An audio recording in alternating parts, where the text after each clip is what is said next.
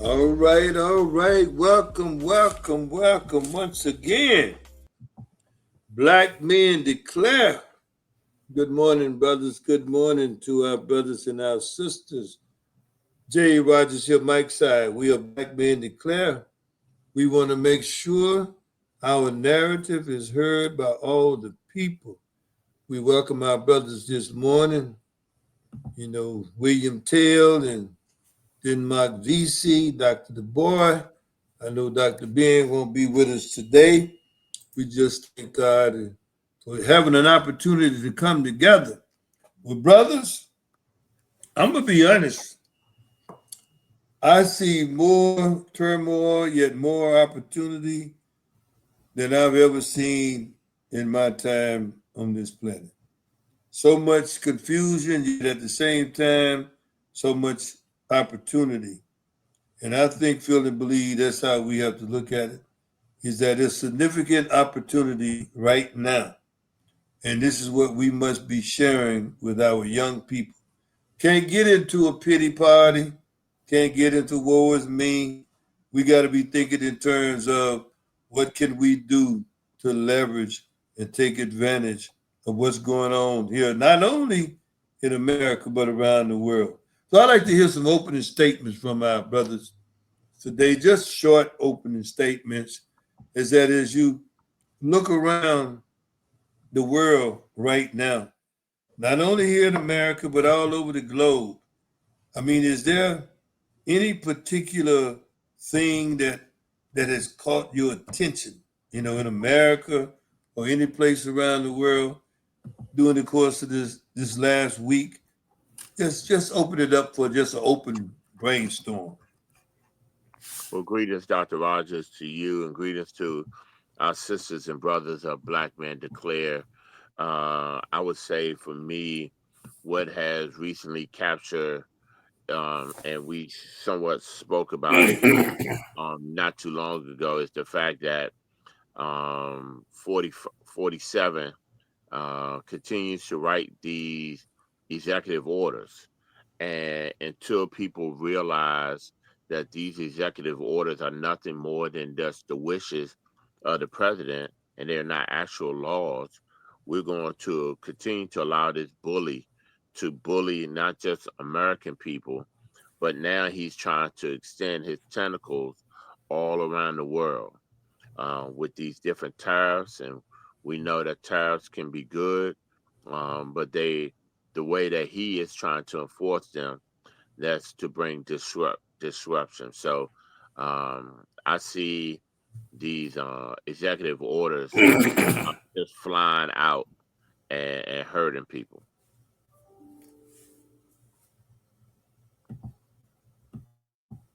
Sorry, brother. I just noticed I wasn't on mute. Sorry about that. But I think my thoughts are all in Africa right now. To be truthful, everything that's happening in Africa and around Africa, you have South African whites complaining to President Trump, and of course we know Elon is a South African. Complaining that they're being unfairly targeted by the administration, taking back land and everything that was stolen during the apartheid area. During the apartheid regime. Then you have presidents like Ibrahim and Burkina Faso that's stepping up and making major changes in the area. You have the billionaire that's in, I believe it's Nigeria. That's talking about opening the AI factory. If I'm not mistaken, I think it's in Nigeria, but he's talking about opening one of the largest AI manufacturing and AI compounds in the world.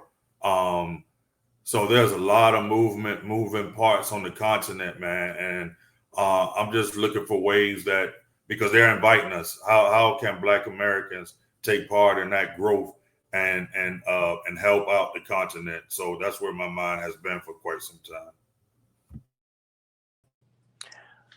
Good morning, my brothers, Dr. W.E.B. Du Bois.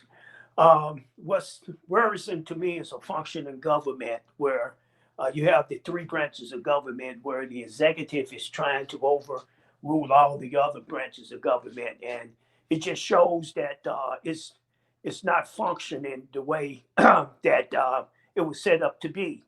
And this is showing to me to be a weakness because no one is checking on this 47. And this is also reflecting over the world where they're showing that America is showing it's incompetent.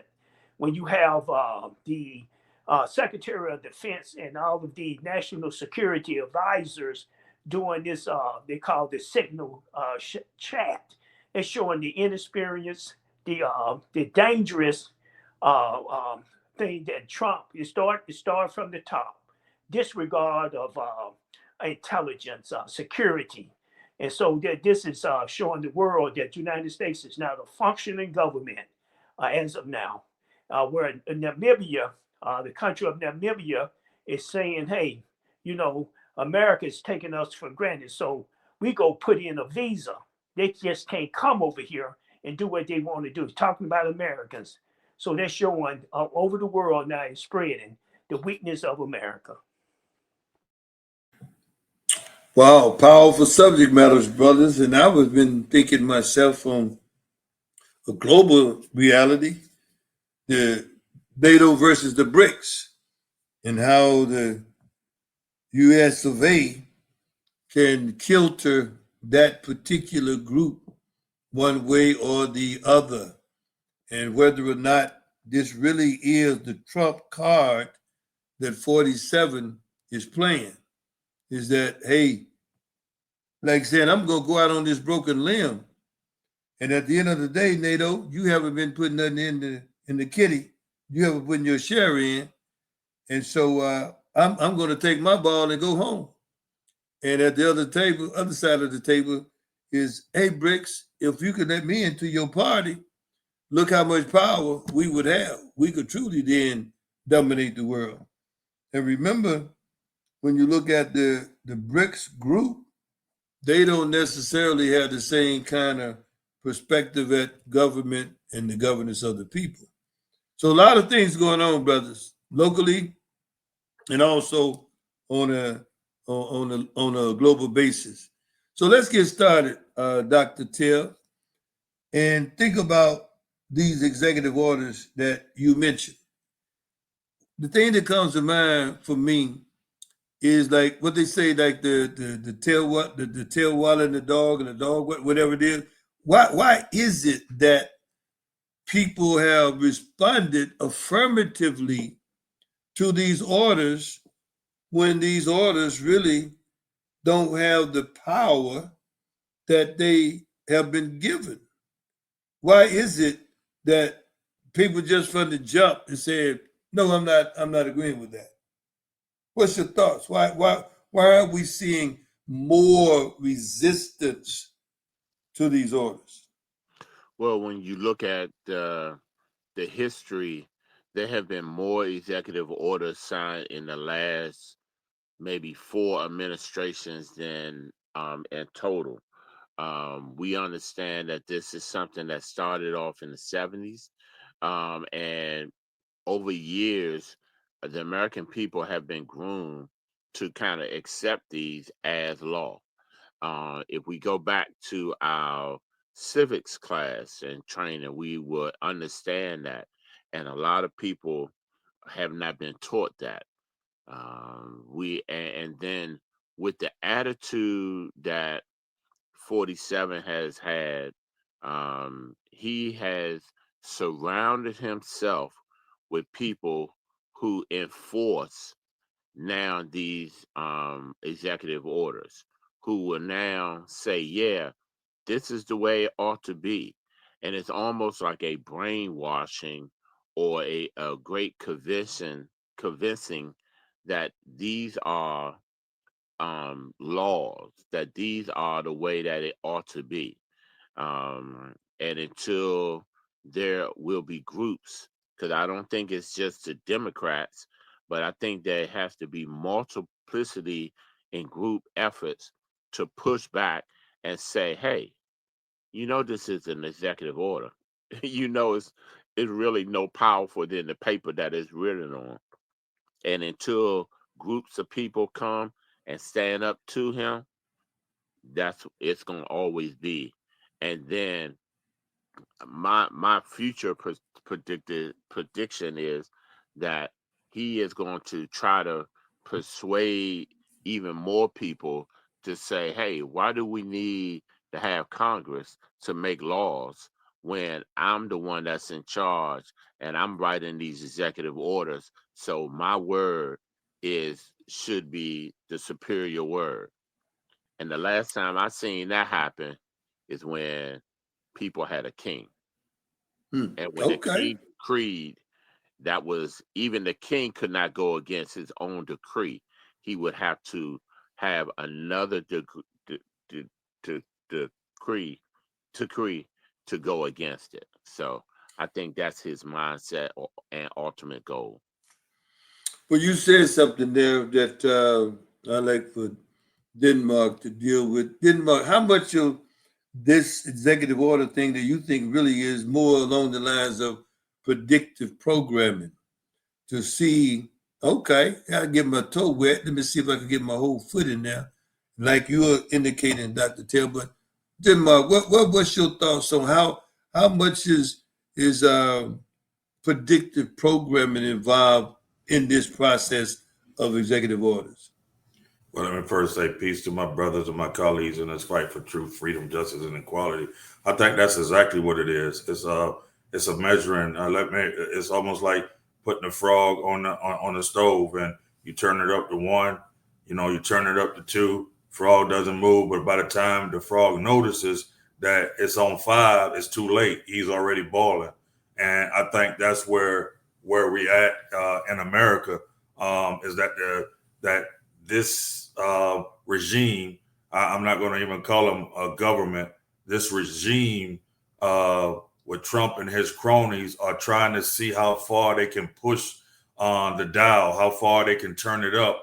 And we all know it's normally the 180-day window that they have to execute these things before people really start understanding what's going on. So, and then I just read that Elon has 130 days himself, being a special party to the government, or a special worker, or whatever term they use. He only has 130 days to do what he's going to do before that job is terminated. So they're trying to see what they can do, and what they're trying to do. They want to ruffle the feathers on the Democratic side a lot, but they trying to see how far they can go without some Republicans turning on them. And I read this morning that there's this one senator, I want to say he's from Tennessee, maybe, or Kentucky, one of those states that I didn't expect. This Republican congressman or senator, he's already, going in on his own party about what's happening. He's saying that when they start messing with money or benefits for the poor, he has a problem. So this is that fine line that Trump and this regime is trying to do, like ruffle the Democrats. They don't care. They don't care about how far they go with the Democrats. But I can't have a major faction in the Republican Party turn against me just yet. So your question is dead on. They want to turn that temperature up, and before you know it, they want you to be balling. Wow, Dr. Du Bois, one of the things that, based on what Denmark is saying there with that predictive people and seeing how high that heat can be turned up, how do you see this playing out in this right now imbalance in the three pillars of government?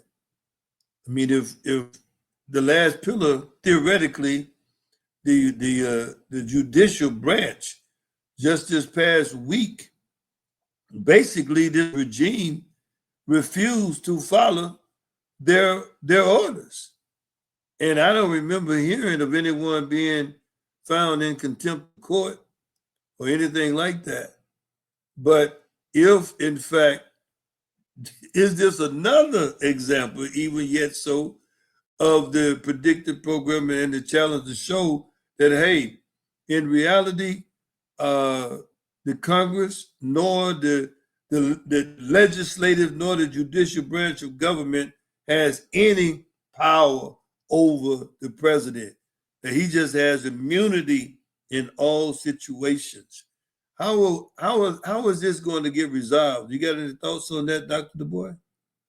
Well, last year the Supreme Court empowered this president with immune from certain prosecution from immunity. Now he's testing the waters to show uh, the other branches that the executive has power. For example, look at like you say, some of the executive orders. Even today, as we speak, the Supreme Court going to make a decision on this Alien Act, where he's deporting these aliens. It could be within the next minute, the next hour or so. So he's testing the waters to see how far he can go, and based on his mindset is that Supreme Court gave me this power, and I'm using every power that I have, and it's basically come down to I'm the king, I'm the king. The executive branch can do what it wants to do without any checks and balances, and he already had a plan where when to get it up to the Supreme Court. These district judges, federal judges, yes, but his idea is to keep on,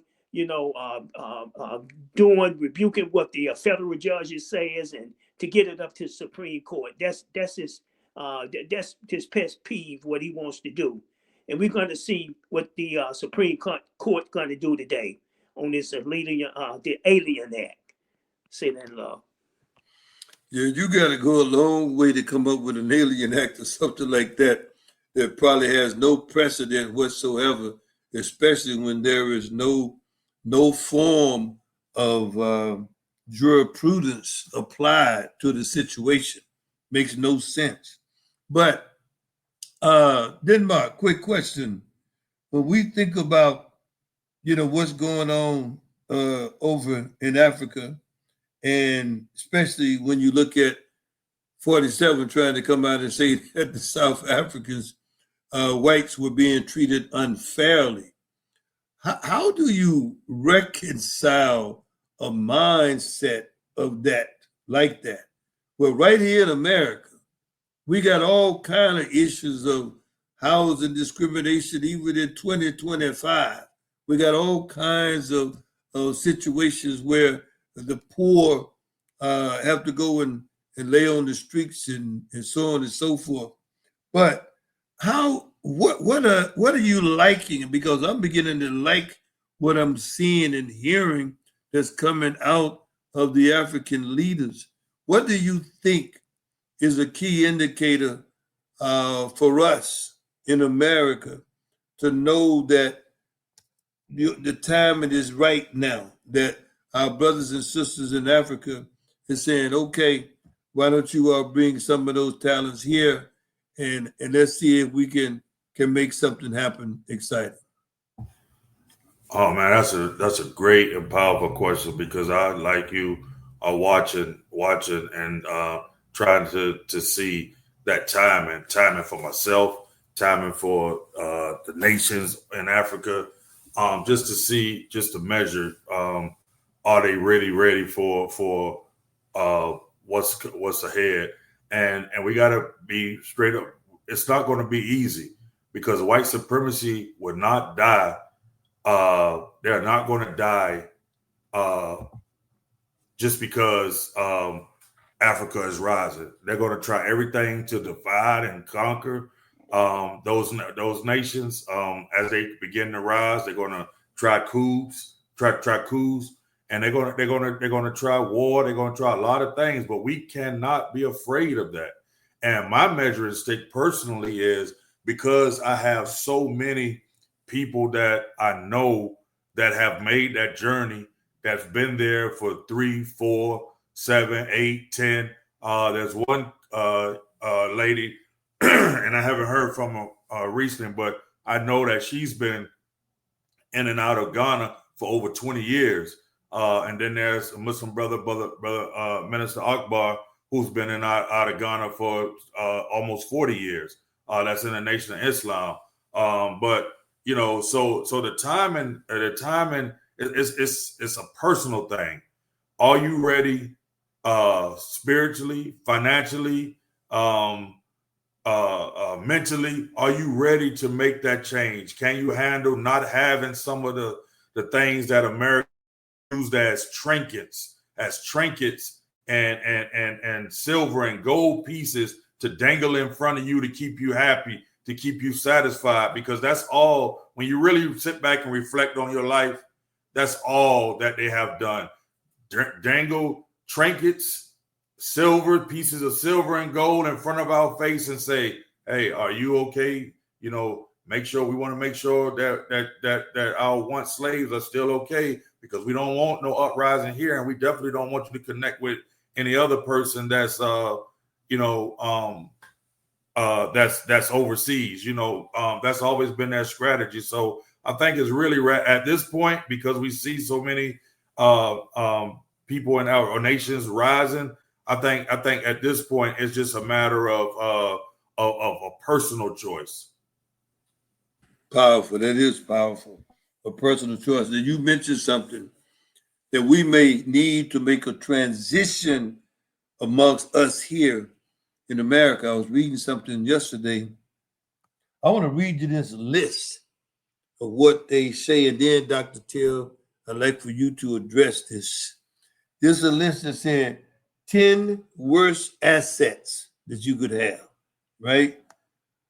New cars, timeshares, designer clothes, lottery tickets, overpriced degrees, boats, expensive pets, whole life insurance, fancy gadgets, and expensive weddings. Now, Dr. Ted, when you think about that, how does that hit you when someone comes to say, these are 10 things that Black folks need to consider giving up or rethinking? And one of them, the last one being that wedding, where they're saying that the average nice wedding is about $30,000, which could be probably used as a down payment for a home. How does that list hit you? I mean, would you agree, disagree? I would totally agree with that list. As Brother Denmark was speaking, what came to my mind is the fact that we have been told we ought to accept and have this American dream, but it's always been a nightmare somewhat for a lot of us. When you think about that list, and you think about all those things are temporal. All those things will either get rust or they will get broke down. A prime example or a great analogy is, and I have to admit, I've been accused, and I've done it myself. On Christmas Day, you get that brand new toy. You break it out the wrapper. You open up the box. It's so good. It's so great. And it's all wonderful.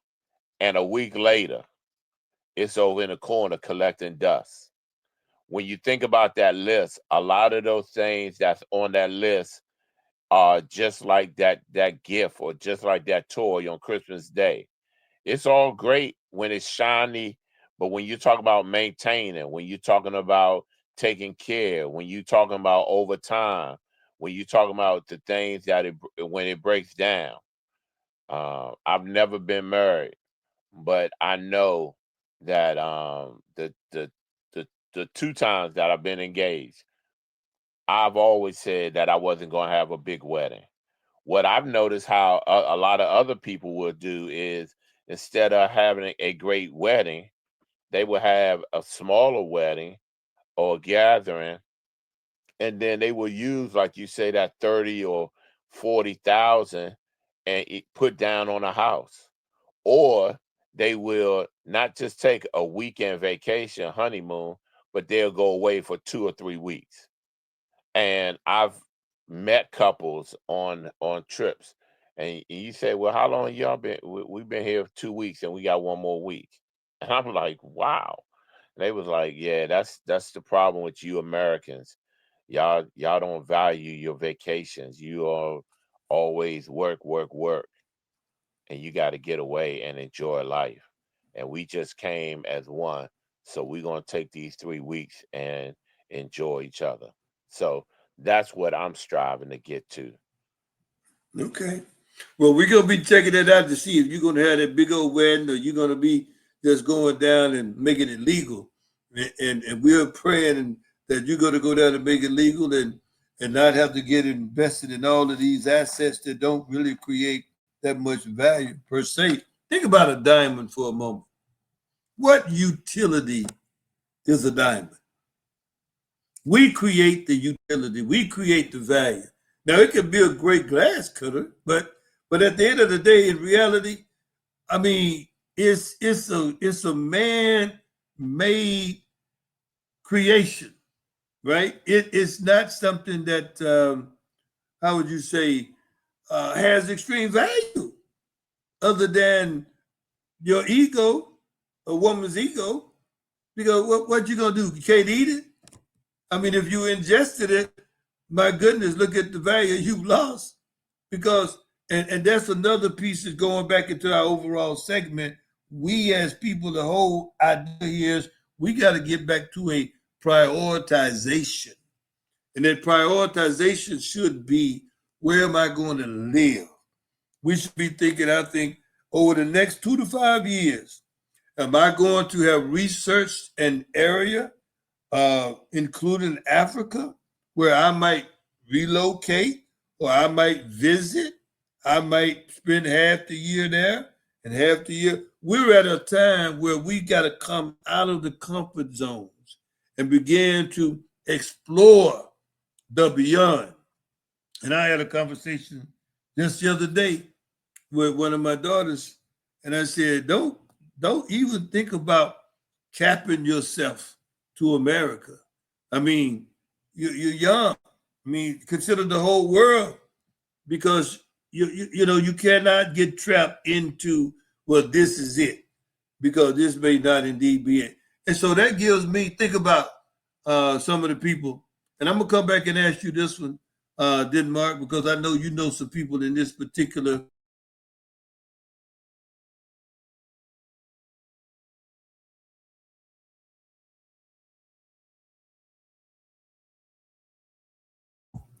Hey, did we lose Jay Rogers?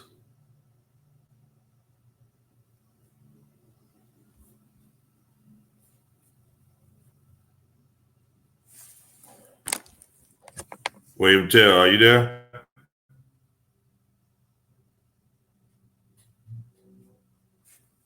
I can't.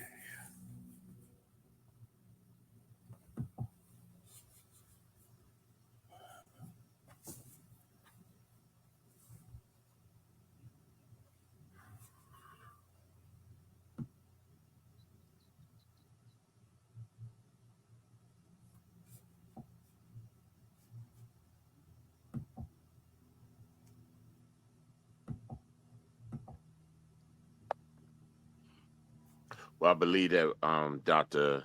Rogers is having some connection problem. What I definitely would suggest is that we think about what we want to do. Think about those issues when we talk about pivoting. What are we going to do in the long run? How are we going to move? What's the priority? Is it instant gratification? Is it something that you will do just for now, or that's going to be pleasing just for the next month or two? Or is it something that you can invest in that will be a benefit to you in the long run. I know as a older man now, I wish I have gone or I would have visited some locations where I want to go now. But because of the activities that I've experienced, I am now about to embark on traveling to those different locations.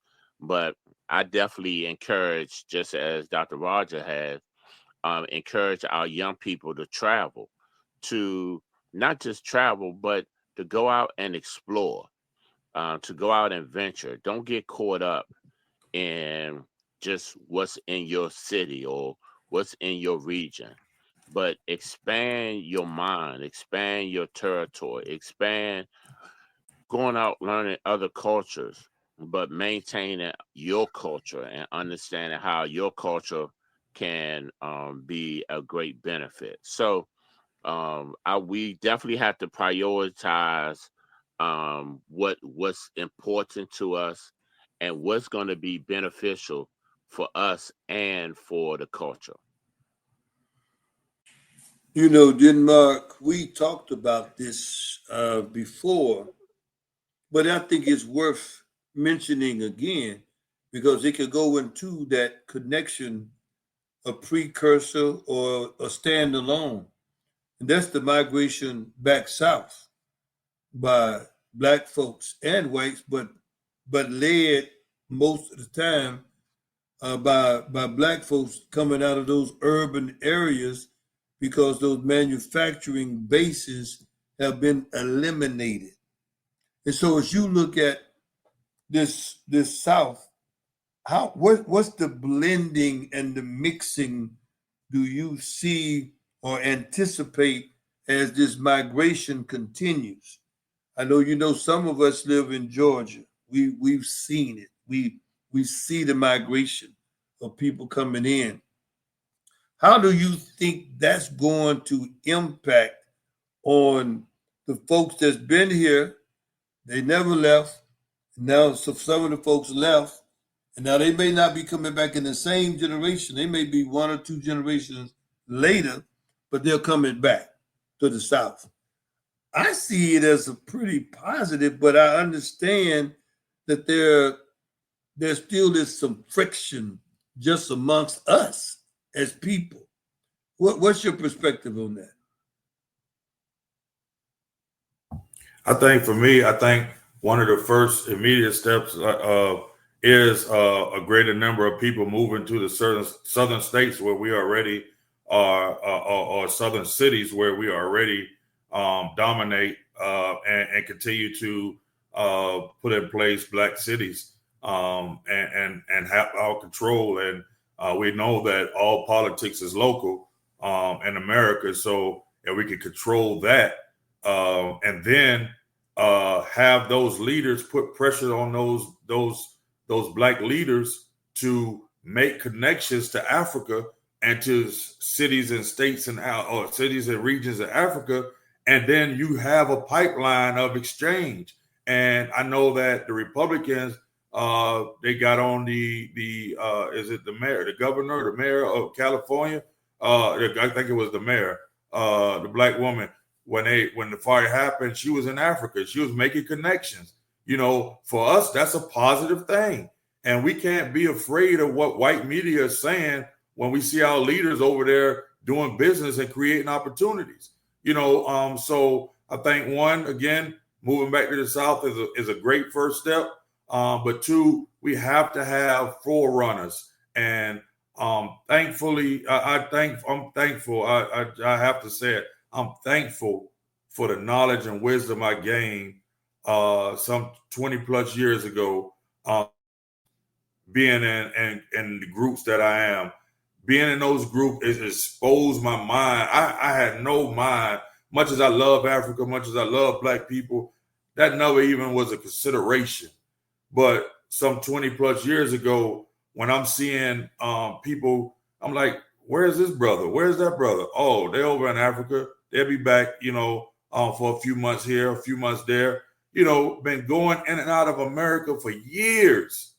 But most of us have no idea we've been stuck into this mindset of thinking America is the only business, the only thing that we've been brainwashed. A lot of us has been brainwashed that this is it. You know, we got you hear a lot of people say our ancestors died and fought for this land. Yeah, for 500 years. But if you were older than, if your ancestors was here long before 500 years, then they blood and sweat for other land too. So why not be fighting for that as well? Why not be trying to get a piece of that as well? Are you trying to limit yourself to 500 years? No, we can't do that as Black people. We have to see ourselves as a world, as a global person, as a global group. We've been thinking too small, that we are only this small group in America, but we are much bigger than that. If we see the connections that are actually being made, if we put ourselves outside of our comfort zone and getting in and going to these Black meetings, these Pan-African meetings and stuff that's happening, you will see that there's a bigger world out here for Black people. People are making connections. People are doing business together. They're trusting each other. Yeah, there may be some hiccups here and there, but people are doing business. And I have to give credit to those young brothers, again, from EYL. They went over. These brothers have only been doing this podcast for since 2020, when COVID hit. When COVID hit, they released their first broadcast. That's a little over 4 years. These brothers have already went to Ghana and purchased major land, and the land they have started building homes for Black Americans to move. You know, these young brothers. But if you and again, I made a comment on another line that we all share together about changing the mindset. The brother that is I'm not going to say over EYL, but the brother that's what the major component. There's two young brothers, but the one brother, Rashad, what does he have in common? He's a product of the Nation of Islam. He's a product of Imam Warren's Deen community. And if you look at both of those communities, they have been successful with securing deals, securing regions in these countries, and doing business for a long time. But because we are majority Christian Blacks in America, we don't open ourselves up to other ideas, and that's a failure on leadership. It is a failure on leadership, and it's a fear that has been injected into the spirit and the mind of Black folks in America. It's on one side, you know that you're being oppressed, you know that you're not being given every opportunity, and now that's going to even increase over these next few years. Yet you must look to the success of the ancestors. I keep telling folks, look, y'all, our ancestors ain't failed nothing. I mean, because what they went through and what they dealt with, I mean, how we going to dare say today that these children, some of these children that's around here now, that have nowhere near, that we spoiled, basically, because we didn't know. We didn't even know how to spoil some child, but we did. And so now that we know how to spoil them, hopefully some of our children will listen to us and say, let me tell you something about raising this child. Let me tell you something about what you may want to consider doing and that what you may want to not consider doing, so that you don't make the same mistake, right? And hopefully we, with that ability to move to those 3 generations forward, you know, that we'll be able to lay the foundation that those great-grandchildren will just be off the chain, that they'll have no fear or nothing, that they'll be thinking that they can go and conquer. Now, I'm going to tell you, now what that'll create in many cases will be some issues for them, because unfortunately, the majority are still going to be fighting. They still going to be fighting. That's the beautiful thing about what's going on. And I've already, since you dropped that, I've already in my mind, I just wrote down a potential business plan that I'm going to share with my Bahamian brother, and because I think it's a great idea. It's very similar to what you put on the screen there, Denmark. And I'm going to give him a shout and see if in fact his model, business model could work. Because there are several other business models, man, that in these new residential communities and areas, I believe that a lot of these models like this one, hydroponics and all of that, oh yeah, that's good stuff. And you could really make it happen if in fact you could just get agreement with the people that this is what we're going to do. What I found, like right here in America, brothers, that keep us from being successful is the fact that we don't hold true to the vision. What do I mean? If every date or whatever is not necessarily checked off in the business model, you have somebody that will come up with the idea, well, I gave my money and I thought we got to get beyond that. You got to know in business you're taking a risk. It ain't no guarantees, right? But I can look at the picture of these young brothers, these young brothers right here. I mean, there's no doubt they'll have success and they'll be able to hopefully teach another group and then teach another group. Each one teach one will be a beautiful thing. Now, Denmark, if you want to expand upon that group at all, and we're gonna, I see we haven't gotten back yet, but that particular model there, I'm telling you, here in America, I'm gonna give you an idea. Right now in America, they're trying to figure out that exact model for veterans. For veterans, they're trying to figure out can they create small cities for veterans because so many of them have PTSD, so many of them, broke, don't have families, that have ran the families away from them. I mean, it's a shame to say I was never in the military, but right now, one of the greatest needed group in America is ex-military, and a lot of them have to be black. And of course, we know some folks that help people try to get their pays and all of that. But at the end of the day, I think a brother would rather have really peace of mind, true peace of mind, than be paid a little bit of money by the U.S. government or by the Army. Now, maybe you have a different opinion of that, but going forward, the thing that I want to encourage our brothers and sisters is look,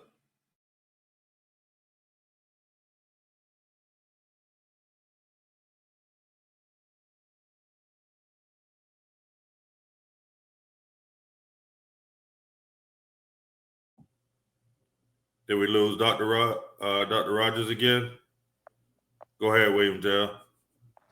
Yeah, I think that we ought to, as always, as Dr. Rogers was just about to go into, that we ought to think about what's going to be beneficial for us as a race of people and getting into, understanding the military, understanding different areas of life. One of the things that and I think this is what Dr. Rogers was going to go into, is that once you have served in the military, you have certain rights and you have certain benefits that you have to sometimes demand and request. And it is imperative that all of us as Americans, that we have rights, we have things that we ought to demand from each other and not just from the government. So I think that we ought to always keep each other and demand these things from each other. We see Dr. Rogers is back with us. the enemy is busy today, brothers. Yeah, yeah. The enemy is busy today, for real. Because I mean, my system just shut down twice. But anyway, let's stay focused and handle our business. As I was indicating, this is a classic question, brothers. And I'm gonna ask this: if any of you if you got an answer, you probably could become a billionaire. How do we eradicate the mistrust and distrust that has been a poison and a curse to our people? You know, we talk about going back to Africa, we talk about going to a Caribbean island, we talk about going wherever we may go. How do we uh, eradicate and get rid of the junk that's between our ears? How do we do that? One of the first things that I would say is that there needs to be a level of forgiveness of self and forgiveness of others. Um, there have been times, and I'm ashamed to admit it, that I have gone into white establishments and have not demanded the same level of respect that I should have from my black business owners. And I have to make a conscious effort to say, if I go into a black restaurant and the service is not as good, or if the product is not as good, then I should go and give them another opportunity. I've gone into restaurants and the food was subpar, but I've gone back because I said, oh, they must have had a bad night. I think when we get to thinking about business, and you mentioned this earlier, Dr. Rogers, we have to forgive each other. We have to say, okay, let's be supportive of each other. Let's look at what's going look as we would say out in the street. Let's play the long game. Let's see what we're gonna do, and then let's forgive each other. Let's forgive ourselves. We are our greatest enemy because we have never, or it's hard to forgive ourselves. We'll say, "Oh, we made this mistake," or "We done this," and we'll never recover. Well, each and every day that you wake up, that you're able to move around is another day, another opportunity to get it right and to do better. So we have to, again, acknowledge ourselves, forgive ourselves, and then forgive others, especially others that look like us, that are the same hue as us, and who have the same mindset as we do. Yeah, I think the first thing, as he said, is reconciliation. Um, but we have to put into our minds. It has to be driven, just like every other thing has been programmed into us. We have to program trust into ourselves. So that way, when the first time that somebody does something that cause you to distrust, it doesn't automatically cause you to distrust the entire community. I think we have to do some. We look at, because we've been brainwashed so much. We look at sometimes brainwashing as a bad thing. Sometimes it can be a good thing if you're doing the brainwashing yourself and your community. You have to brainwash yourself to trust each other, to believe in each other, to know that we are good enough, to know that we deserve our own table. We don't have to come to eat at nobody else's table. We deserve our own table. We can handle our own table. We can govern ourselves. We can, all of those things that was enforced in us on slavery and Jim Crow, we have to begin to deprogram those things. And it's supposed to be done in the home, and it's supposed to be done in your places of worship. You got to have a brainwashing document that say, I don't care if you have to get up in church or get up in the morning at home and look in the mirror and say, I would love black people. I would trust black people. I would support black people. I would go to black restaurants. I would not get mad every time somebody else has an attitude. I would begin to communicate with them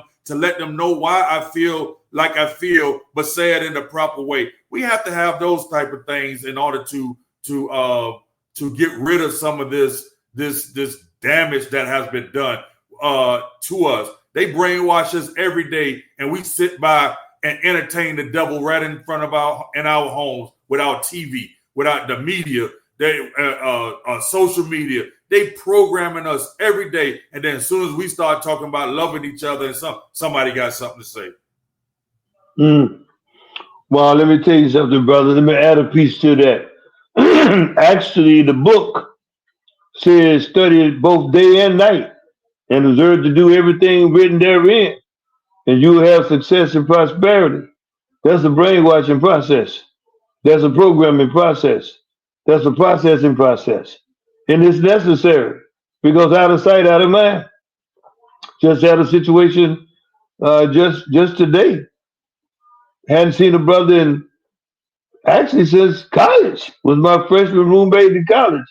The circumstances happened that his name came across my mind, and I dialed him up, and phone was disconnected. So I knew another brother that was my roommate, dialed him up and got him, and then we had a conversation. And in the course of the conversation, discovered that he lived in the same area as one of the brothers in another one of our groups from. I mean, and so my point is that if we open up our hearts and open up our minds, and if we're willing to respond, because sometimes when you get those same inclinations, when you say, Dr. Taylor, call so and so, don't say call like that, but you get an inkling that you need to check on that brother. And then when you do it, boom, a lot of times it's a blessing. Or you may bless him, or he may bless you, or it may be bilateral. So we have to put on ourselves a program that will accomplish. Study to show thyself approved, a workman needed not to be ashamed, rightly dividing the word of truth. So whatever you look at, Paul Myers, Success Motivation Institute, built back in 1975, 76. W. Clement Stones, Napoleon Hill, I mean, all of these people, their whole thing, all of them was white folks. But remember, you had Reverend Ike. You had some brothers that were telling you was the greatest thing that God ever created. You got to believe it. See, people sometimes don't understand. You will be programmed one way or the other. You're going to be programmed to defeat, or you're going to be programmed for victory. I just want you guys to give me one last thing. This is it.